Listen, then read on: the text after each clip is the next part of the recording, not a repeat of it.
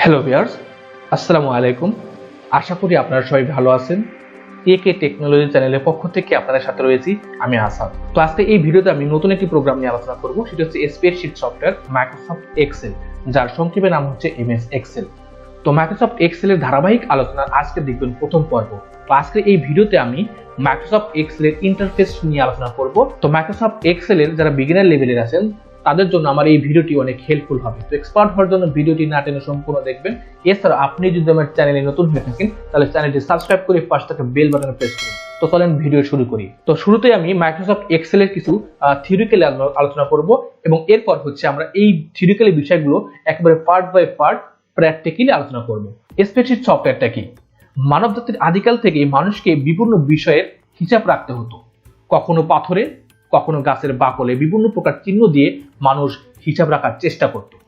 এই চেষ্টা থেকে মানুষ আবিষ্কার করে অ্যাবাকাস। অ্যাবাকাস হচ্ছে পৃথিবীর প্রথম গণনাকারী যন্ত্র। এখন থেকে প্রায় 50 বছর আগে মানুষের কাছে কাগজ কলমই ছিল হিসাব করা ও সংরক্ষণের প্রধান উপায়। প্রযুক্তিগত বিকাশে ক্যালকুলেটরের আবিষ্কার মানুষকে হিসাবের ক্ষেত্রে কিছুটা স্বস্তি দেয়, তবু জটিল ও দীর্ঘ হিসাবের সমস্যা থেকেই যায়। এ সকল সমস্যা নিরসন হয় কম্পিউটার আবিষ্কারের পর। স্প্রেডশিটের ধারণা। স্প্রেডশিটের আবেদনিক অর্থ হলো ছড়ানো বড় মাপের কাগজ। ব্যবসা প্রতিষ্ঠানের আর্থিক হিসাব সংরক্ষণের জন্য এ ধরনের কাগজ ব্যবহার করা হয়। এ কাগজে ছক করে রো কলাম একটি ব্যবসা প্রতিষ্ঠানের পূর্ণাঙ্গ আর্থিক চিত্র তুলে ধরা যায়। বর্তমানে কাগজের স্প্রেডশিটের স্থান দখল করেছে সফটওয়্যার নির্ভর স্প্রেডশিট প্রোগ্রাম। এর ফলে নানা কাজে স্প্রেডশিটের ব্যবহার জনপ্রিয় হয়ে উঠেছে। 70 দশকের শেষের দিকে অ্যাপল কোম্পানি সর্বপ্রথম বিসি ক্যালস স্প্রেডশিট সফটওয়্যার উদ্ভাবন করেন। পরবর্তীকালে Microsoft Excel open office Calc নামের স্প্রেডশিট সফটওয়্যার উদ্ভাবিত হয়। বর্তমানে বহুল ব্যবহৃত ও জনপ্রিয় স্প্রেডশিট সফটওয়্যার হলো মাইক্রোসফট কোম্পানির মাইক্রোসফট এক্সেল, যার সংক্ষেপে নাম হচ্ছে এমএস এক্সেল। স্প্রেডশিট প্রোগ্রাম কি? স্প্রেডশিট হলো এক ধরনের application computer program.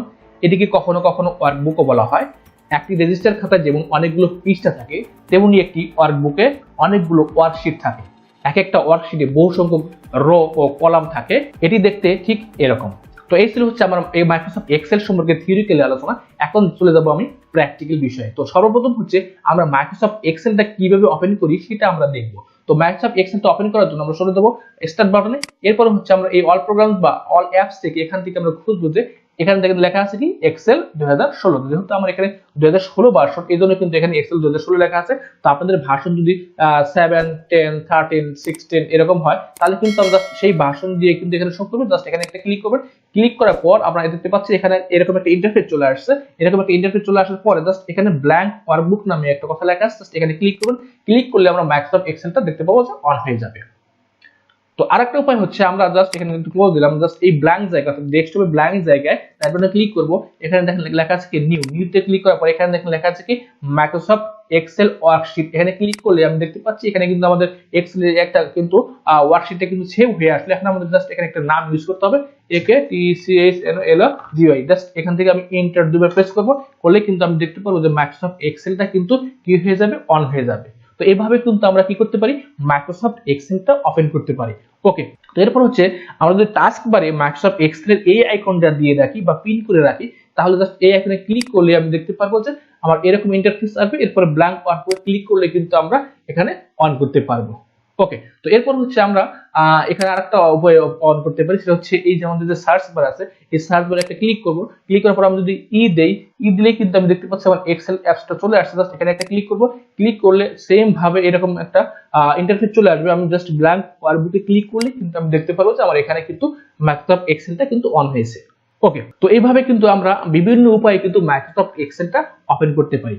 Microsoft Excel on হওয়ার পর আপনারা এরকম একটা ইন্টারফেস দেখতে পারবেন। আর তো এই ইন্টারফেসের উপর দেখেন এখানে যেগুলো আছে অর্থাৎ এখানে এ বি সি দিয়ে যেগুলো কাউন্ট করা আছে সেগুলোকে বলা হচ্ছে কলাম, আর 1 2 3 দিয়ে যেগুলো কাউন্ট করা আছে সেগুলোকে বলা হচ্ছে রো। তো আর এক একটা ঘরকে বলা হচ্ছে সেল। তো এই মাইক্রোসফট এক্সেল ওয়ার্কশিটে কলাম সংখ্যা হচ্ছে 16,384টি এবং রো সংখ্যা হচ্ছে 10,48,576টি। তো আমি যদি একেবারে এইখানে যদি আমি স্ক্রল করি তাহলে কিন্তু এই 10,48,576 এর কাছে যেতে কিন্তু আমার অনেক সময় লেগে যাবে। তো আমি যদি আপনাদের দেখাই যে এখানে কতগুলো রো আছে সেটা দেখানোর জন্য আমরা যদি কিবোর্ড থেকে কন্ট্রোল চেপে ধরে ডাউন অ্যারো প্রেস করি, তাহলে আমরা দেখতে পাচ্ছি আমার এই জায়গায় কিন্তু 10,38,576টি রো সংখ্যা মানে শো করতেছে। তো এখন যদি আমি কন্ট্রোল ধরে আপ অ্যারো প্রেস করি, তাহলে কিন্তু আমি একেবারে উপরের অংশ চলে যেতে পারবো। এবং আমি যদি এখন কলাম সংখ্যা আপনাদের দেখাই, তাহলে কন্ট্রোল ধরে রাইট অ্যারো প্রেস করবো, তাহলে আপনারা দেখতে পাচ্ছেন এইখানে কিন্তু আমার কলাম সংখ্যাটা চলে আসছে, XFD পর্যন্ত কিন্তু আমাদের কলাম চলে আসছে। তো এখন যদি আমি এখানে কন্ট্রোল ধরে লেফট অ্যারো প্রেস করি, তাহলে কিন্তু একেবারে বাম পাশে চলে আসতে পারবো। তো মাইক্রোসফট এক্সেল ওয়ার্কশিটের একেবারে উপরের যে অংশটুকু আছে, এই অংশটুকুকে বলা হচ্ছে টাইটেল বার। যেমন এই টাইটেল বার কি কি থাকে? টাইটেল বারে থাকে হচ্ছে আপনার এই যে স্প্রেডশিট বা ওয়ার্কবুকের যে নামগুলো থাকে, যে নাম দিয়ে আপনি সেভ করবেন সেই নামটা থাকবে, এবং এখানে যে প্রোগ্রামটা আছে মাইক্রোসফট এক্সেল, সেই এক্সেলটা কিন্তু এখানে শো করবে। ওকে, তো এরপর হচ্ছে এখানে আর কি থাকে দেখেন, আপনারা দেখতে পাচ্ছেন এখানে মিনিমাইজ বাটনটা আছে। মিনিমাইজে ক্লিক করলে কিন্তু আমি দেখতে পাচ্ছি আমার এই প্রোগ্রামটা কিন্তু টাস্কবারে কিন্তু চলে আসছে। আমি যদি আবার এখানে ক্লিক করি, আবার কিন্তু অন করতে পারবো। এরপর হচ্ছে রিস্টোর ডাউন। রিস্টোর ডাউন করলে হচ্ছে স্প্রেডশিটটা কি ছোট হয়ে থাকবে ডেস্কটপে, আবার এখানে ক্লিক করলে ম্যাক্সিমাইজ হবে, এবং এখানে কিন্তু ক্লোজ আছে, ক্লোজ দিলে কিন্তু ক্লোজ হয়ে যাবে। তো এরপর হচ্ছে উইন্ডোর বাম পাশে যে অপশনটা থাকে, এখানে কি বলা হচ্ছে ফাইল অবলিক অফিস বাটন। তো ফাইল অবলিক অফিস বাটনে ক্লিক করলে এখানে কিন্তু যে সাব মেনু গুলো পাওয়া যায়, সেগুলো হচ্ছে ইনফরমেশন, নিউ মানে হচ্ছে নতুন একটি ওয়ার্কবুক নেওয়ার জন্য ব্যবহার করা হয়। ওপেন হচ্ছে প্রথম যে ওয়ার্কবুক গুলো সেভ করা আছে, যে স্প্রেডশিট গুলো সেভ করা আছে, সেগুলো ওপেনের জন্য ব্যবহার করা হয়। সেভ করার জন্য save as, print, share, export, close, account এবং অপশনস, এগুলো কিন্তু আমি ধারাবাহিকভাবে আমার এই ভিডিওগুলোর ভিতরে উপস্থাপন করব। ওকে, তো এরপর হচ্ছে ট্যাব বার। ট্যাব বারটা হচ্ছে হোম থেকে শুরু করে ভিউ পর্যন্ত। তো এটা কিন্তু আরেকটা নাম আছে, মেনু বার আপনারা বলতে পারেন। তো এই হোম থেকে ভিউ পর্যন্ত এটাকে বলা হচ্ছে ট্যাব বার বা মেনু বার। তো আমি যদি এখানে সিঙ্গেল ভাবে বলি যে হোমটা কি বা ইনসার্টটা কি বা পেজ লেআউটটা কি, তাহলে আপনারা বলবেন এটাকে বলা হচ্ছে ট্যাব বা মেনু। ওকে, তো এখন হচ্ছে এই ট্যাবগুলো কি নিয়ে গঠিত হয়? ট্যাব হচ্ছে কয়েকটি গ্রুপের সমন্বয়ে গঠিত হয়, বা একাধিক গ্রুপের সমন্বয়ে একটি ট্যাব গঠিত হয়। যেমন হোম ট্যাবের গ্রুপ হচ্ছে clipboard, font, alignment, number, style, cells, editing. এরপরে আমরা যদি ইনসার্টে চলে যাই, এখানে নিচে যে লেখাগুলো আছে, এই সবগুলোকে বলা হচ্ছে এক একটা ট্যাবের গ্রুপ। ওকে, তো গ্রুপের ডান পাশে যে অ্যারো চিহ্নগুলো থাকে, এই অ্যারো চিহ্নকে বলা হচ্ছে ডায়লগ বক্স লাঞ্চার। এই ডায়লগ বক্স লাঞ্চারে ক্লিক করলে যে বক্সটা পাওয়া যায়, এই বক্সটাকে বলা হচ্ছে ডায়লগ বক্স। এই ডায়লগ বক্স মানে হচ্ছে কোনো কমান্ড প্রয়োগের জন্য যে বক্সটা আসে, সেই বক্সটাকে বলা হচ্ছে ডায়লগ বক্স। অর্থাৎ এইখানে যে কাজগুলো আছে, সমস্ত কাজ এই বক্সের ভিতরে কিন্তু আমি করতে পারবো। ওকে, তো এরপর হচ্ছে ফর্মুলা বার। ফর্মুলা বার হচ্ছে এইখানে আমরা কিন্তু এই যে ব্ল্যাঙ্ক জায়গাটা দেখতে পাচ্ছি, এই জায়গাটাকে বলা হচ্ছে ফর্মুলা বার। ফর্মুলা বার হচ্ছে এই সেলের ভিতরে আমি কোন ফর্মুলাটা ইউজ করব এবং কি লিখবো, সেটা কিন্তু এই ফর্মুলা বারে কিন্তু শো করবে। যেমন আমি এখানে লিখলাম হচ্ছে 10, তো এখানে দেখেন লেখা উঠতেছে, এখানেও 10 উঠতেছে, এখানেও কিন্তু 10 উঠতেছে। অর্থাৎ আমরা ফর্মুলা বারে যেগুলো লিখবো সেটা এখানেও শো করবে, এবং আমার এই এক একটা সেলের ভিতরে কিন্তু শো করবে। ওকে, তো এখানে কিন্তু এক একটা ঘরকে সেল বলা হয়।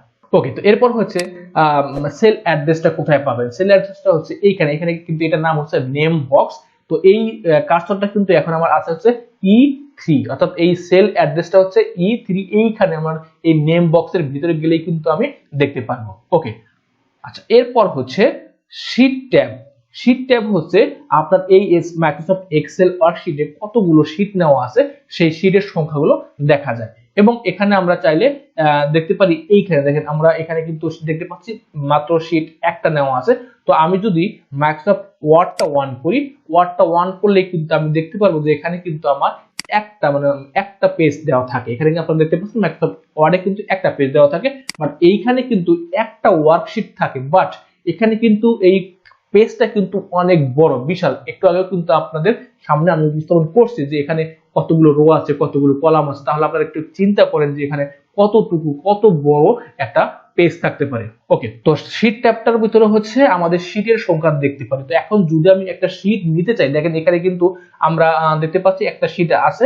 যেমন আমরা ওয়ার্ডে যখন লিখতে থাকি, লিখতে কিন্তু অটোমেটিক পেজটা চলে আসে, এবং আমরা যদি একটা পেজও নিয়ে আসি, নিজের থেকে কিন্তু নিয়ে আসি, তাহলে কন্ট্রোল ইন্টার দিলে কিন্তু একটা পেজ চলে আসে। তো এই ক্ষেত্রে কিন্তু এটা কিন্তু আপনারা শেষ করতে গেলে তো অনেক সময় লেগে যাবে। তো আমরা কিছু অংশ ধরেন হচ্ছে শীট 1 এ করব এবং আরেকটা হচ্ছে শীট 2 তে করব। তো এই জন্য এখন আমরা কিভাবে শীট নিতে পারি, তো এখানে দেখেন এই যে প্লাস যে আইকনটা আছে, এই প্লাস আইকনে ক্লিক করলে কিন্তু আমরা দেখতে পারবো আরেকটা কিন্তু এখানে শীট চলে আসছে, দেখেন শীট 1 শীট 2। এখন কিন্তু আপনারা কাজগুলো কিন্তু এক একটা শীটে আলাদা আলাদা ভাবে আলাদা ধরনের কাজগুলো করতে পারবেন। ওকে, তো এরপর হচ্ছে স্ট্যাটাস বার। স্ট্যাটাস বার হচ্ছে এখানে দেখেন রেডি কথাটা লেখা আছে এবং এখানে দেখেন জুম কথাটা লেখা আছে এবং পেজের ভিউটা কিরকম হবে সেটা কিন্তু এখানে দেওয়া আছে। তো আমি চাচ্ছি কি এখানে মাইনাসে ক্লিক করলে জুম আউট এবং প্লাসে ক্লিক করলে জুম ইন হয়। তো এভাবে কিন্তু করতে পারেন, অথবা আমরা যদি কন্ট্রোল চেপে ধরে মাউসটা স্ক্রল করি তাহলে জুম ইন, আবার যদি মাউসটা আবার এদিকে স্ক্রল করি তাহলে কিন্তু আমাদের জুম আউট হয়ে যাবে। তো এইভাবে কিন্তু আমরা কন্ট্রোল বাটন চেপে ধরে মাউসটা স্ক্রল করলে কিন্তু আমরা জুম ইন এবং জুম আউট করতে পারি। ওকে, তো এরপর হচ্ছে আপনারা এইখানে একটা বার দেখতে পারবেন, যেটাকে বলা হচ্ছে হরিজন্টাল স্ক্রল বার, এবং এইখানে অর্থাৎ এই ডানে যেটা দেওয়া আছে এটাকে বলা হচ্ছে ভার্টিক্যাল স্ক্রল বার। হরিজন্টাল মানে হচ্ছে আমি যদি কোনো ডকুমেন্টকে ডানে বামে মুভ করাতে চাই তাহলে হরিজন্টাল ইউজ করতে হবে, আর যদি আমরা স্প্রেডশিটটাকে উপরে নিচে ওঠানামা করাতে চাই তাহলে কিন্তু আমরা এই ভার্টিক্যাল স্ক্রল বারটা ধরে কিন্তু আমরা যদি মাউসটা স্ক্রল করি তাহলে কিন্তু আমাদের এটা উপরে নিচে ওঠানামা হয়ে যাবে। ওকে, তো এরপর হচ্ছে quick access toolbar. Quick access toolbar হচ্ছে অফিস বাটন বা ফাইলের কাছেই থাকে। সচরাচর যে বাটনগুলো আমরা বেশি ব্যবহার করি সেই বাটনটাকে কুইক অ্যাক্সেস টুলবার বলা হয়। যেমন আপনারা দেখতে পাচ্ছেন এইখানে কিছু বাটন দেখতে পাচ্ছেন, এখানে এই বারটাকে বলা হচ্ছে কুইক অ্যাক্সেস টুলবার। তো এখানে দেখেন আমরা সেভ আইকন দেওয়া আছে, এটা আমরা দ্রুত সময়ের জন্য সেভ করার জন্য ব্যবহার করি। এরপর আনডু, আনডু মানে হচ্ছে টেক্সটকে ফিরিয়ে আনার কাজে ব্যবহার করা হয়, এবং রিডো মানে হচ্ছে আবার টেক্সটটাকে ডিলিট করার কাজে ব্যবহার করা হয়। এবং এখান থেকে এর অবস্থানটা হচ্ছে রিবনের উপরে এবং রিবনের নিচে। তো এখন আপনারা দেখতে পাচ্ছেন আমার এই স্প্রেডশিট কিন্তু এই রিবনের কিন্তু উপরে এই কুইক অ্যাক্সেস টুলবারের অবস্থান। তো এখন যদি আমি এই আইকনে ক্লিক করে আমি যদি, এটার নাম হচ্ছে কাস্টমাইজ কুইক অ্যাক্সেস টুলবার, এখানে ক্লিক করার পর আমি যদি শো বিলো দ্য রিবন এই অপশনে ক্লিক করি তাহলে আপনারা দেখতে পারবেন এখানে আমার এই কুইক অ্যাক্সেস টুলবারের অবস্থানটা কিন্তু এখন রিবনের নিচে চলে আসে। রিবনটা কোনটা? রিবন হচ্ছে যেমন এই আইকনটা, তো এখানে হচ্ছে রিবন ডিসপ্লে অপশন। এই অপশনে ক্লিক করার পর আমি যদি শো ট্যাবসে ক্লিক করি তাহলে যতটুকু অংশ চলে গেল এইটুকু অংশকে বলা হচ্ছে রিবন। তো এখন যদি আমি এই অপশনে ক্লিক করি, আবার এখানে দেখেন শো ট্যাবস এন্ড কমান্ডস আছে, এখানে ক্লিক করি তাহলে কিন্তু আবার চলে আসবে। আবার আমি এখানে ক্লিক করি, এখানে কিন্তু তিনটা অপশন আছে দেখেন, অটো হাইট রিবন। আমি যদি কিন্তু রিবনটাকে হাইট করে দেই তাহলে কিন্তু দেখেন পুরোটা কিন্তু হাইট হয়ে গেল। এখন যদি আমি এই রিবন ডিসপ্লে অপশনে ক্লিক করি, আবার যদি এখানে show tabs and commands use করি তাহলে কিন্তু আবার আমাদের সেই অপশনগুলো কিন্তু আবার পেয়ে যাব। ওকে, তো এখন যদি আমি এইখানে এই সেলের ভিতরে যদি আমি এডিটিং করতে চাই, তো এডিটিং করার জন্য আমরা যদি এখান থেকে দেখুন এখানে 10টাকে এডিটিং করব, তাহলে এখানে ক্লিক করে যদি আমি লেখা শুরু করে দিই তাহলে কিন্তু আমার সেই লেখাগুলো কিন্তু চলে যাবে। তো আমি চাচ্ছি কি এখানে এডিটিং এর যে অপশনগুলো আছে সেটা আনতে, জাস্ট এখানে ক্লিক করে রেখে আমি যদি F2 বাটন প্রেস করি তাহলে কিন্তু আমাদের এডিটিং এর অপশন চলে আসবে। এখন আমি এখানে ওই কথাটা রেখেও কিন্তু আমি কি করতে পারবো, এডিটিং করতে পারবো। অথবা আপনি যে কোনো সেলের ভিতর ডাবল ক্লিক করবেন, ডাবল ক্লিক করলে কিন্তু আপনাদের এডিটিং এর যে অপশনটা অর্থাৎ কার্সরটা সেটা কিন্তু চলে আসবে। ওকে, তো যারা মাইক্রোসফট এক্সেল এর বিগিনার লেভেলের আছেন তারা যদি আমার এই ভিডিওটার শুরু থেকে একেবারে আমি যতগুলো ভিডিও তৈরি করব, যতগুলো ভিডিও আপলোড করব, সবগুলো ভিডিও যদি আপনারা ফলো করেন বা দেখেন বা প্র্যাকটিস করেন তাহলে কিন্তু আপনারা আর বিগিনার থাকবেন না, আপনারা কিন্তু একেবারে বস হয়ে যেতে পারবেন।